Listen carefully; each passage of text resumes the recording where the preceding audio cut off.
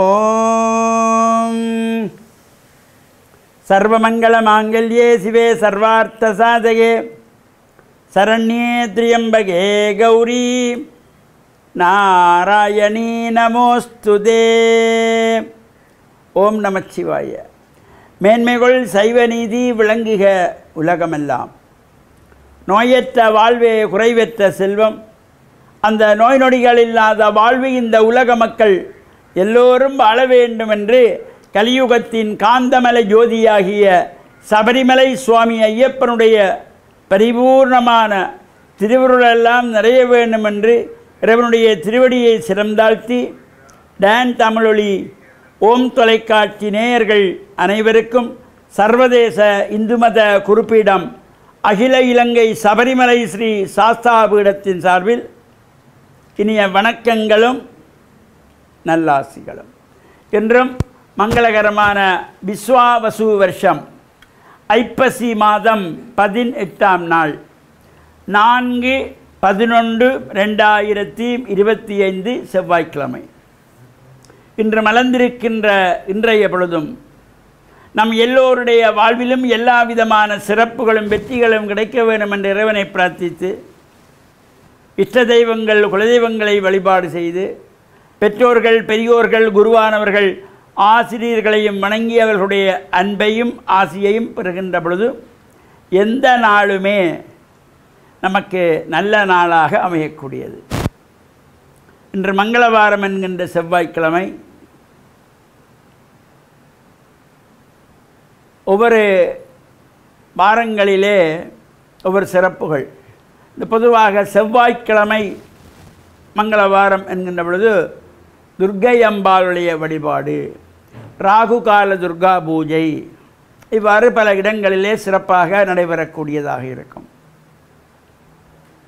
இந்த ராகு கால நேரத்திலே துர்க்கை அம்பாளை வேண்டி எலுமிச்சம்பழத்திலே விளக்கேற்றி வழிபாடுகள் நாம் செய்கின்ற பொழுதும் எல்லா விதமான தோஷங்களும் நீங்குகின்ற வகையிலே அமையக்கூடியதாக இருக்கும்.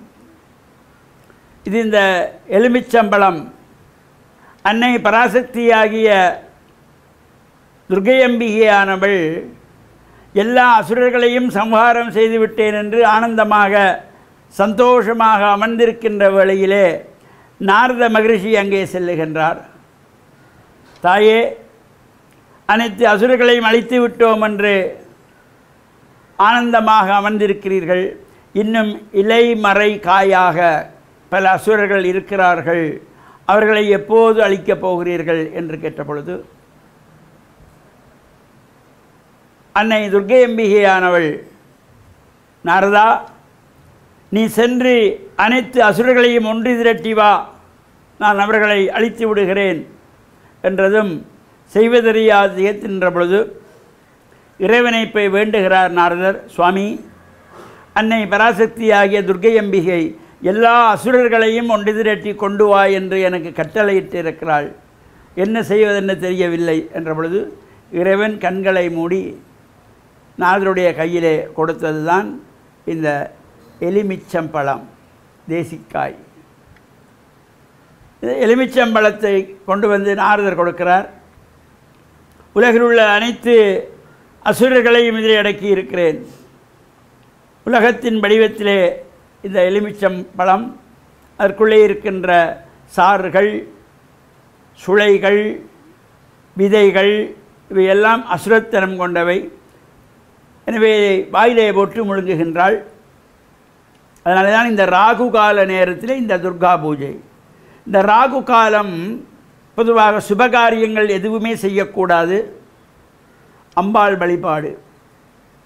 அசுரர்களை அழித்ததாகிய அந்த ராகு கால நேரத்திலே நாம் இந்த எலுமிச்சம்பழத்தை 2 கூறுகளாக நறுக்கி சாறுகள் சுளைகள் விதைகளை அகற்றி மறுபுறம் திருப்பி கிண்ணமாக்கி நெய் விட்டு திரி போட்டு குங்கும அர்ச்சனை செய்து வழிபாடு செய்கின்ற பொழுது அன்னையனுடைய அருளெல்லாம் பூர்ணமாக கிடைக்கின்ற வகையிலே அமையக்கூடியது.